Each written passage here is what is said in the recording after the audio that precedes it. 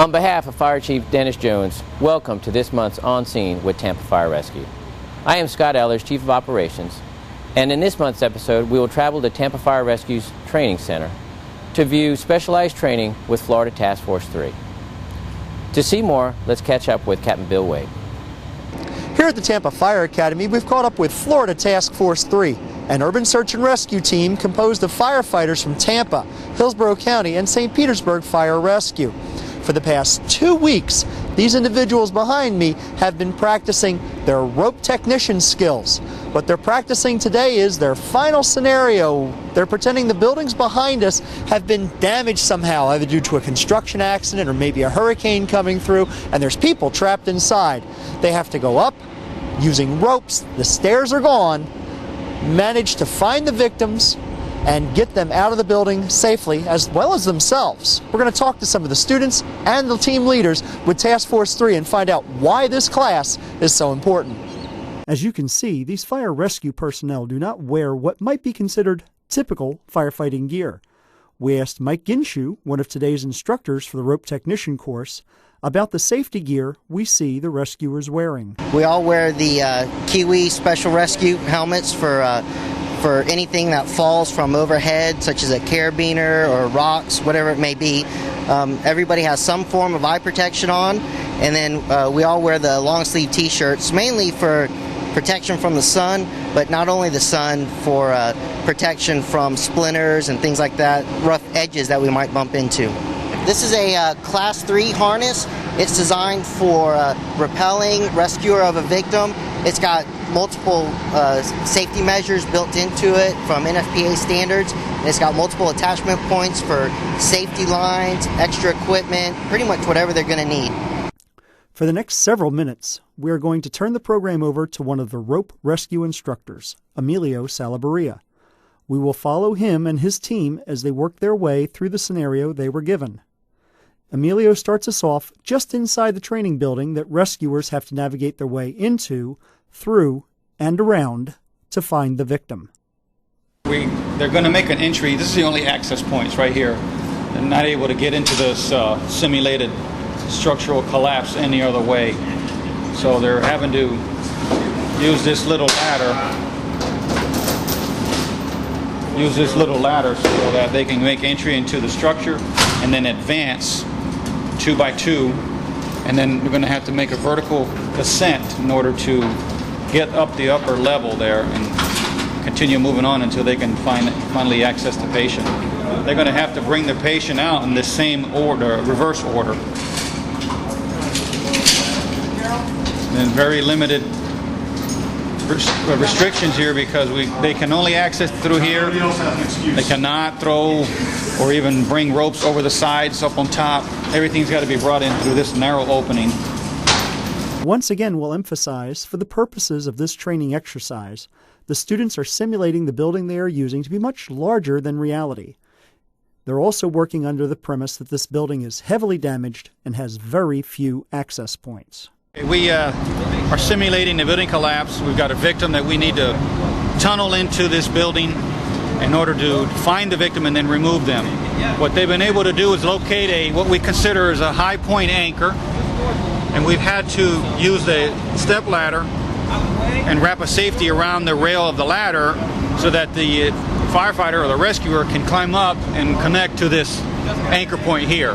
Then he was able to ascend the rope with the special rope tools that we use, and now that he's up here, he's going to set up a safety line for everyone else that's coming up. So we sent the first one up with a limited safety. Now this one is setting up the safety for everyone to use.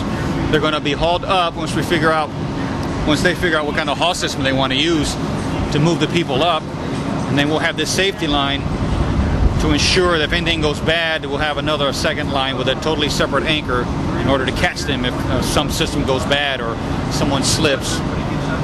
Yes, I think it is realistic because on the past deployments we've had many hurricanes, as everyone knows, we've had in Florida, and the USAR team has deployed on almost all of them, and we've used just about everything we're using here. At one of those hurricanes we've used at least all of this stuff at least once. So yes, building collapse, we've got to go into the building, got to search, we've got to remove victims, Sometimes we got to move debris or secure debris to prevent it from slipping or falling anymore. So all this training, all this technique will come in handy in the event of a deployment anywhere in the state, or nowadays anywhere in the country. Really, we could go anywhere. This is a 2-week class. We're just rope training. They learn how to tie knots. They learn about rope construction and how to care for rope. They learn how to set up anchor systems. They learn how to set up haul systems. They learn how to use these harnesses, Stokes baskets, everything that we may need to use rope for. They learn how to use it in these 2 weeks, and today is their final exam. Today is what we consider a scenario day, where they have to use everything they've learned in the last 2 weeks to gain access, enter to a building, get to a patient, package the patient, remove the patient, and then take them out of safety. This is only one class out of 5 that everyone needs to go through in order to become qualified, in order to deploy with the USAR team. We've got several weeks of training planned out. This is the beginning of it, rope rescue. We also have confined space rescue that's coming up in a couple of weeks. And after that, we're going to have trench rescue. And then we have the final, which is the structural rescue. And that will culminate everything that we've learned in the last couple of weeks and in the last couple of months. And they will use it all at that one day in the structural collapse class. So there's a lot of training planned out in order to get our team members ready to deploy. In case we get hit by a hurricane anywhere in the southeastern U.S., we'll be ready to deploy. We're actually watching 2 separate scenarios unfold here today. In the red building, the rescuers have had to work their way in, through the building, up, find the victim, and then work their way back out. Across the way, over in the gray building, the rescuers have had to work their way up the side of the building. They have to come down, rescue the victim, and come back up, because remember, in their mind, for this scenario, that structure is over 20 stories tall. The exercise you are watching is the Rope Technician class final practical exam, following 2 weeks of extensive training. The students and instructors are from several Bay Area fire departments, Tampa, Hillsborough County, and St. Petersburg. They are combining their skills, knowledge, and equipment to prepare to help should a worst-case scenario happen. To challenge the students and sharpen their skills, sometimes the instructors will interject changes to the scenario and cause the students to rethink their strategies. In order to make them use everything they've learned in the last 2 weeks, we're going to require them to change up this haul system that they're currently using.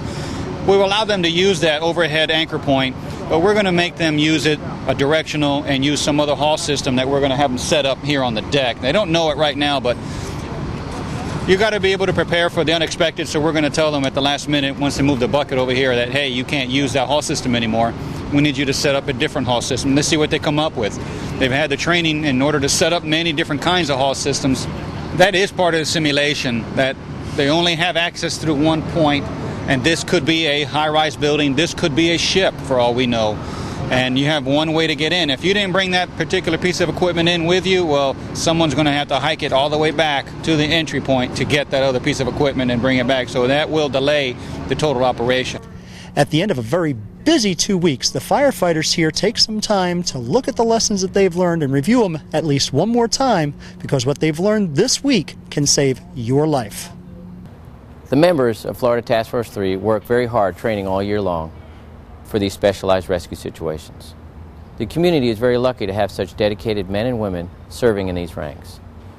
Thank you again for watching, and see you next month on Scene with Tampa Fire Rescue.